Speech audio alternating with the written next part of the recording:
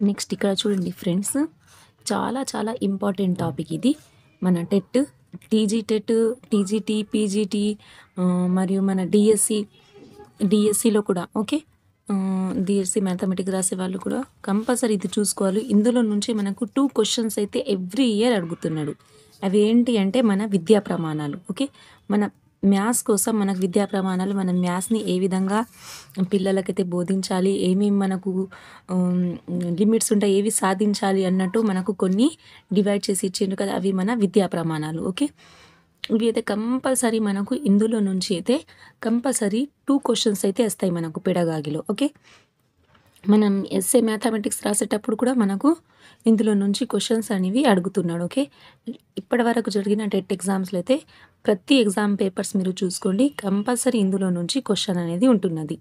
అయితే ఈరోజు ఎక్స్ప్లెయిన్ చేయబోయేది ఇది మన విద్యా ప్రమాణాలు. ఓకే, ఫస్ట్ చూడండి మనకేమున్నాయి విద్యా ప్రమాణాలు. మ్యాథ్స్లో అయితే మనకు 5 ఉన్నాయి. ఓకే, ఫస్ట్ వచ్చేసి సమస్య సాధన, దీనిని మనం ఏమంటామంటే సమస్య సాధన, భావనల అవగాహన. ఓకే, ఇంగ్లీష్లో అయితే concept and understanding problem solving. Okay, concept, understanding and problem solving, ఇది మన ఫస్ట్ విద్యా ప్రమాణం. మనకు ఏ విధంగా అడుగుతాడంటే మనకు ఒక ఎగ్జాంపుల్ అప్లైడ్ క్వశ్చన్ ఇస్తాడు. అప్లైడ్ క్వశ్చన్ ఇచ్చి ఏమి అడుగుతాడంటే దీన్ని బట్టి మన స్టూడెంట్ ఏ విద్యా ప్రమాణాన్ని సాధించిండు అని అడుగుతాడు. ఫర్ ఎగ్జాంపుల్ ఈ విధంగా మనకు క్వశ్చన్ ఇచ్చిండు అనుకోండి, పజిల్స్, సమస్యలు సంథింగ్ ఈ విధంగా సాధించడం ద్వారా కింద మనకు ఆప్షన్స్ ఇస్తాడు. సమస్య సాధన, వ్యక్తపరచడం, అనుసంధానం. దీని నుంచి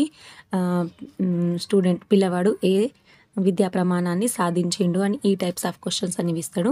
నేను క్వశ్చన్స్ కూడా కొన్ని ఎగ్జాంపుల్స్, ఈ వీడియో మొత్తం ఎక్స్ప్లెనేషన్ అయిన తర్వాత 2-3 క్వశ్చన్స్ కూడా మీకు ఎక్స్ప్లెయిన్ చేస్తాను ఎప్పుడైతే ఏ విధంగా అడిగిండో. ఓకే, ఇక్కడ చూడండి ఫస్ట్ వచ్చేసి మనకు విద్యార్థులు ఒక తరగతిలో ఏమి చేయగలగాలి, ఏమి తెలిసి ఉండాలో స్పష్టంగా వివరించే ప్రవచనాలను ఆ తరగతి యొక్క విద్యా ప్రమాణాలు అంటాము. ఓకే, మనం ఏవైతే పిల్లగాలని తెలిసి ఉండాలి, మరి వాళ్ళు ఏమి సాధించాలో వాళ్ళకు అది కూడా తెలిసి ఉండాలి, ఏ విధంగా సాధించాలి అనేది కూడా వాళ్ళకు మనం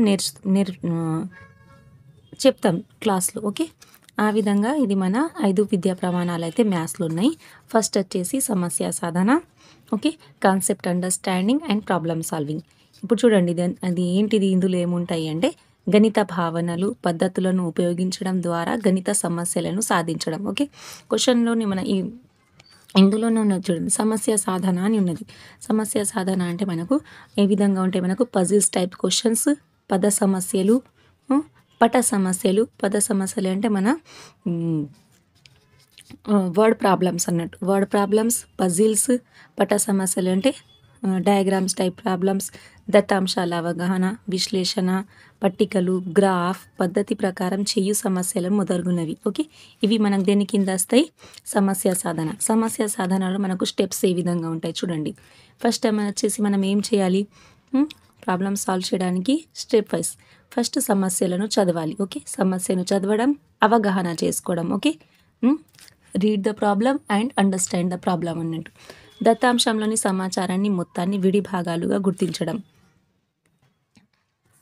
నెక్స్ట్ చూడండి, సమస్యను చదవడం, okay, read the problem. Next దత్తాంశంలోని సమాచారం మొత్తాన్ని విడి భాగాలుగా గుర్తించడం అంటే identify all pieces of information or data. Okay, మొత్తం దత్తాంశంలో ఉన్న విడివిడి భాగాలను గుర్తించాలి. నెక్స్ట్ అనుబంధ విడి భాగాలను వేరు చేయడం. నెక్స్ట్ సమస్య విడి భాగాలను వేరు చేయడం. సమస్యలు ఇమిడి ఉన్న గణిత భావనలను అవగాహన చేసుకోవడం. లెక్క చేయు పద్ధతి విధానాన్ని ఎంపిక చేయడం.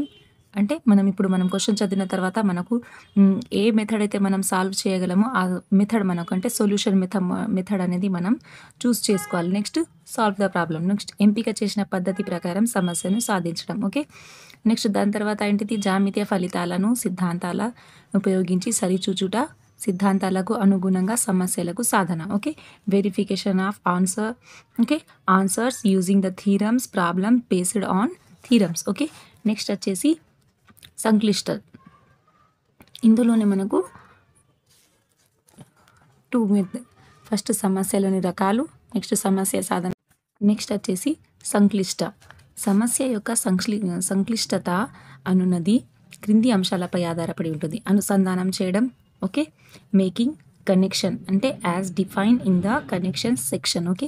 ఇది అనుసంధాన విభాగంలో నిర్వచించనమైనది. సమస్యలో ఉన్న సోపానాలు అంటే స్టెప్స్ అంటే numbers of steps in that problem, okay. సమస్యలో ఉన్న ప్రక్రియల సంఖ్య అంటే number of operation in that problem. మనం ఏమైతే ప్రక్రియలు ఏమేమి అప్లై చేస్తున్నాం, గుణాకారం, భాగారం, డివిజన్, మల్టిప్లికేషన్, ఆ విధంగా అన్నట్టు. నెక్స్ట్ సమస్య సాధనకు ఇవ్వబడిన సందర్భ సమాచారం ఏ మేరకు ఉన్నది, ఓకే. నెక్స్ట్ కంటెక్స్ట్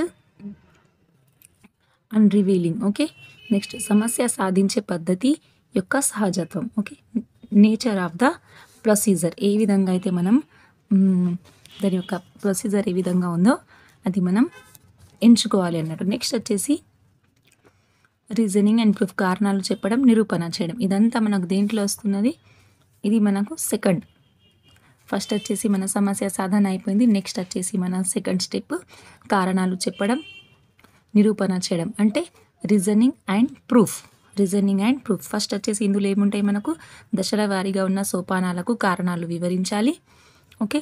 గణిత సాధారణీకరణ మరియు ప్రకల్పనలకు అర్థం చేసుకోవడం మరియు చేయగలగడం, పద్ధతిని అర్థం చేసుకోవడం మరియు సరిచూడడం, తార్కిక చర్యలను పరీక్షించడం. చూడండి, సమస్య నిరూపణలోని క్రమాన్ని అర్థం చేసుకోవడం, ఆగమన నిగమన పద్ధతులలో తార్కికతను వినియోగించడం, గణిత ప్రకల్పనలను పరిశీలించడం. ఇవి వచ్చి మనకు సెకండ్, ఓకే.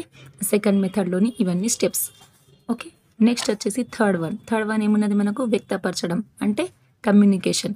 కమ్యూనికేషన్ అంటేనే మనకు అర్థమైపోతుంది. అంటే మనం ఏ విధంగా గణిత భావనలను, వాక్యాలను చదవగలగడం, రాయగలగడం అంటే ఒకరితో ఒకరు డిస్కస్ చేసుకోవడం మరియు చదవడానికి కూడా రావడం. మనకు ఫర్ ఎగ్జాంపుల్ ఈ విధంగా మనకు ఎగ్జాంపుల్ ఇస్తాడు, ఇంక దీన్ని మనం ఏ విధంగా చదువుతాం అది ఇంపార్టెంట్. అంటే ఇది ఈ విధంగా చదవడం రావాలి, ఇది మన వ్యక్తపరచడం, చదవడం. 3 + 4 = 7, 3 < 5, n1 + n2 = n2 + n1, త్రిభుజంలోని 3 కోణాల మొత్తం that is equals to 180 degrees. అంటే మనం ఇచ్చిన కాన్సెప్ట్ని మనం వ్యక్తపరచగలగాలి, అంటే ఎక్స్ప్లెయిన్ చేయగలగాలి మరియు చదవగలగాలి, అర్థం కూడా చేసుకోవాలి. ఈ విధంగా దీన్ని మనం ఏమంటాం, వ్యక్తపరచడం అంటే కమ్యూనికేషన్. ఇంగ్లీష్లో చెప్తే మనకు ఈజీగా అర్థమైపోతుంది కమ్యూనికేషన్, ఓకే.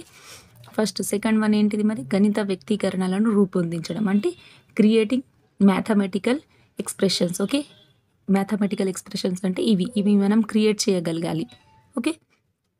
మనకు సెట్స్లో వస్తుంది చూడండి, రోస్టర్ విధానం, సమితి నిర్మాణ రూపం, సమితి రోస్టర్ రూపం అంటే ఆ విధంగా మనం ఒక ఎక్స్ప్రెస్ చేయగలగాలి, ఓకే. ఎక్స్ప్రెస్ చేయగలగాలి. ఈ విధంగా చేస్తే మనకి ఇదేంటిది, వ్యక్తపరచడం అనే భావనను మనం నేర్చుకున్నట్టు, ఓకే. నెక్స్ట్ థర్డ్ వన్, గణితపరమైన ఆలోచనలను తన సొంత మాటల్లో వివరించడం. ఫర్ ఎగ్జాంపుల్, చతురస్రం అనున్నది 4 సమాన భుజాలు మరియు 4 సమాన కోణాలు కలిగిన సమృత పటం. అంటే గణితంలో మనకు డెఫినేషన్ ఉంటాయి కదా, ఆ డెఫినేషన్స్, ఆ ట్రయాంగిల్స్, సెట్స్, ఈ విధంగా వాటిని మనం ఏం చేయాలి, మనం ఎక్స్ప్రెస్ చేయగలగాలి, ఓకే. మన సొంత మాటల్లో మనం ఎక్స్ప్లెయిన్ చేయగలగాలి. ఇవన్నీ మన సెల్ఫ్ గురించి అన్నట్టు. ఒక స్టేట్మెంట్స్ ఇచ్చినప్పుడు దాన్ని ఏ విధంగా అయితే మనం మ్యాథమెటికల్ రూపంలో రాయగలగాలి, మరి మ్యాథమెటికల్ రూపంలో ఉన్న ఈ స్టేట్మెంట్స్ని మనం ఏం చేయాలి, చదవగలగాలి. ఆ విధంగా మనం చదవగలగడం, రాయడం నేర్చుకున్నట్టయితే ఎక్స్ప్లెయిన్ చేయడం అనేది మనం చెప్తే అది మనకేమవుతుంది, వ్యక్తపరచడం అనే విద్యా ప్రమాణం మనం సాధించినట్లు, ఓకే. నెక్స్ట్ థర్డ్ వన్, పద్ధతిని వివరించడం. ఉదాహరణకు 2 అంకెల సంఖ్యలను కూడడంలో మొదటి 1ల స్థానంలోని అంకెలను కూడిన తర్వాత 10ల స్థానంలోని అంకెలను కూడడం, ఓకే. స్థాన మార్పిడి గుర్తుకు తెచ్చుకోవడం, గణిత తార్కికతను వివరించడం. ఇవన్నీ ఏంటిది, మనకు ఎక్స్ప్లెయినింగ్ మ్యాథమెటికల్ లాజిక్స్, ఓకే. ఇది మన ఫోర్త్ వన్, వ్యక్తపరచడం, థర్డ్ వన్, ఓకే. విద్యా ప్రమాణం third one, communication. Next fourth one వచ్చేసి అనుసంధానం. అనుసంధానం అంటే ఇంగ్లీష్లో అయితే కనెక్షన్స్. కనెక్షన్ అంటేనే మనకు అర్థమైపోద్ది, అంటే మన నేర్చుకున్నది మనం రియల్ లైఫ్లో మనం అప్లై చేయగలగాలి అన్నట్టు. చూడండి, ఇప్పుడు అనుబంధ గణిత పాఠ్య విభాగాలు భావనలను అనుసంధానం చేయడం. ఉదాహరణకి గుణాకారానికి, కూడికకు, మొత్తంలో భాగాన్ని, నిష్పత్తి, భాగాహారం, అమరికలు, సౌష్ఠవంనకు, కొలతలు మరియు తలము, అంతరాలం, ఓకే. దైనందిన జీవితంలో గణితాన్ని అనుసంధానం చేయడం అంటే making connection with daily life, okay. ఇది అనుసంధానం అంటే కనెక్షన్. కనెక్షన్ అంటేనే మనకు ఇంగ్లీష్‌లో అయితే మనం కొన్ని వర్డ్స్ టర్మినాలజీ నేర్చుకుంటే మనకు అండర్‌స్టాండింగ్ అనేది మనకు ఈజీ అయిపోతది. చూడండి మన డైలీ లైఫ్‌లో మనం రూటీన్ లేవంగానే టైం చూస్తాం. ఎటైనా బయట ఎళ్ళినప్పుడు షాపింగ్‌కి కూడికలు, తీసివేతలు అవి ఇవన్నీ మనం పైసలు ఇచ్చేటప్పుడు, తీసుకునేటప్పుడు అవన్నీ మనకేమైతే మన డైలీ లైఫ్‌లో మనం అప్లై చేస్తున్నాం. ఓకే. ఇవి మనం నేర్చుకున్నది డైలీ లైఫ్‌లోను. అప్లై చేయడాన్ని మనం ఏమంటామంటే అనుసంధానం. వేరు వేరు సబ్జెక్టులతో గణితాన్ని అనుసంధానం చేయడం. ఓకే. ఇవి కూడా మనకు ఫర్ ఎగ్జాంపుల్ అవి హ్మ్, సా ఫిజిక్స్‌లో, కెమిస్ట్రీలో హ్మ్, ఇవన్నీ మనకేమైతే మన మ్యాథ్స్ అనేది లేకుండా అన్ని సబ్జెక్ట్‌లో మనకు మ్యాథ్స్ అనేది ఇంక్లూడ్ అయి ఉంటది. ఓకే. అనుసంధానం అయి ఉంటది. మ్యాథ్స్ లేకుండా వేరే ఏ సబ్జెక్ట్‌ని కూడా మనం డీటెయిల్‌గా ఎక్స్‌ప్లెయిన్ చేయలేం. ఏదో ఒక చోట మనకు మ్యాథ్స్ అనేది అవసరమైతది. ఓకే. ఇది అనేది మన కనెక్షన్స్. నెక్స్ట్ గణితంలోనే వేరు వేరు పాఠ్యాంశాలకు సంబంధించిన భావనలను అనుసంధానం చేయడం. ఉదాహరణకు దత్తాంశ సేకరణ మరియు అంకగణితం మరియు ప్రదేశం. నెక్స్ట్ భావనలు బహుళ పద్ధతులకు అనుసంధానం చేయడం. Okay. Connection concept to multiple procedures. Okay. ఇవి మన అనుసంధానం. ఇది ఒకటే వర్డ్‌లో ఎక్స్‌ప్లెయిన్ చేయడం అంటే ఇదేంటిదంటే కనెక్షన్ అంటే మన డైలీ లైఫ్‌లో మనం మ్యాథ్స్‌ని అయితే అప్లై చేయడం. ఓకే. దీన్ని ఏమంటాం మనం అనుసంధానం. నెక్స్ట్ వచ్చేసి లాస్ట్ వన్ దృశ్యీకరణ మరియు ప్రాతినిధ్యపరచడం. ఇదేంటిది మనకు visualisation and representation. Visualisation and representation. చూడండి ఇంగ్లీష్‌లోనే అయితే మనకు డీటెయిల్‌గా అర్థమవుతుంది. ప్రాతినిధ్యపరచడం అంటే రిప్రజెంటేషన్ అంటే రిప్రజెంట్ చేయడం అంటే మనం నేర్చుకున్న దాన్ని రిప్రజెంట్ మనం ఏమైతే నేర్చుకున్నామో అది ఏ విధంగా మనం ఇంకొకరికి అయితే ఏ విధంగా ఎక్స్‌ప్లెయిన్ చేయగలుగుతామో దాన్ని మనం ఏమంటామంటే రిప్రజెంటేషన్. ఓకే. చూడండి పట్టికలోని సమాచారం, సంఖ్య, రేఖ, పటచిత్రం, దిమ్మచిత్రం, 2D పటాలు, 3D పటాలు మరియు పటాలను చదవడం. ఇవన్నీ ఏంటిది మనకు చదవడం మరియు గీసి, రాసి ఓకే. చూపెట్టడం. ఇదేంటిది మనకు రిప్రజెంటేషన్. ఓకే. చూడడం, దృశ్యీకరణం అంటే చదవడం, గుర్తించడం మరియు దాన్ని గీసి ఆర్ నమూనాలు తయారు చేసి ఇవ్వడం. అంటే 2 dimensional, 3 dimensional cubes, squares examples ఇవ్వడం. ఓకే. ఆ విధంగా ఎగ్జాంపుల్స్ ఇవ్వడం ఆర్ తయారు చేసి చూపెట్టడం. ఇవన్నీ ఏంటి మనకు దృశ్యీకరణ మరియు ప్రాతినిధ్యపరచడంలోకి వస్తాయి.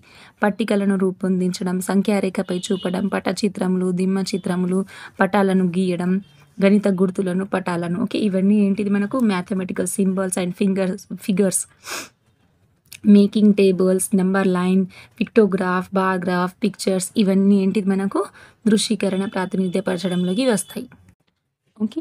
ఇవన్నీ మన 5 విద్యా ప్రమాణాలైతే ఎక్స్‌ప్లెయిన్ చేసినాను. దీన్ని బేస్ 2, 3 క్వెషన్స్ ఎక్స్‌ప్లెయిన్ చేస్తాను మీకు అర్థమైతది. ఇక్కడ చూడండి మనకు నవీన్ పుస్తకాల షాప్‌కు వెళ్ళి ఒక పుస్తకాన్ని 25కు పెన్నును 10 రూపీస్‌కు కొన్నాడు. అయితే షాప్ వానికి ఎంత చెల్లించాలి అనే పద సమస్యను ఈ విద్యా ప్రమాణానికి చెందినది.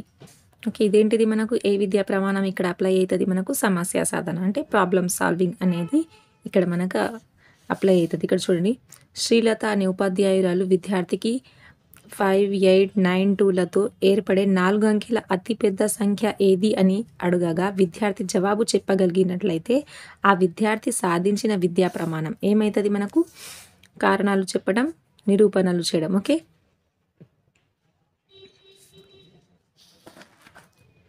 ఇది మన సెకండ్ విద్యా ప్రమాణం సాధించినట్టు.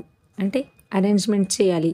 ఇక్కడ ఇచ్చిన డిజిట్స్ తోటి లార్జెస్ట్ డిజిట్‌ను ఇన్వెంట్ చేయగలగాలి మరియు రీజన్ కూడా చెప్పగలగాలి. కాబట్టి కారణాలు చెప్పడం, నిరూపణలు చేయడం. ఓకే. ఇక్కడ చూడండి పట్టికలోని సమాచారం, సంఖ్యారేఖ, పటచిత్రం, దిమ్మచిత్రం, 2D పటాలు, 3D పటాలు చదవడం, పట్టికలు రూపొందించడం, సంఖ్యారేఖపై చూపడం, పటచిత్రాలు, దిమ్మచిత్రాలు, మున్నగు పటాలు గీయడం వంటివి చేయగలుగుతున్నాడు. విద్యార్థి నేర్చుకున్న విద్యా ప్రమాణం.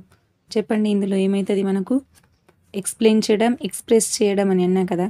అయితే ఇదేంటిదైతే మనకు చూడండి ఇక్కడ ఎక్స్‌ప్రెస్ చేయగలుగుతున్నాడు. కాబట్టి మనకేమైతది ఇక్కడ ప్రాతినిధ్యపరచడం, దృశ్యీకరణ. ఓకే. సెకండ్ అనేది మన ఆన్సర్ అవుతుంది. ఈ 2D పటాలు, నమూనాలు గీయడం, రాయడం, చూపెట్టడం, తయారు చేయడం అని అడిగినప్పుడు మనకు ప్రాతినిధ్యపరచడం, దృశ్యీకరణ అనేది మన విద్యా ప్రమాణం సాధించినట్టు.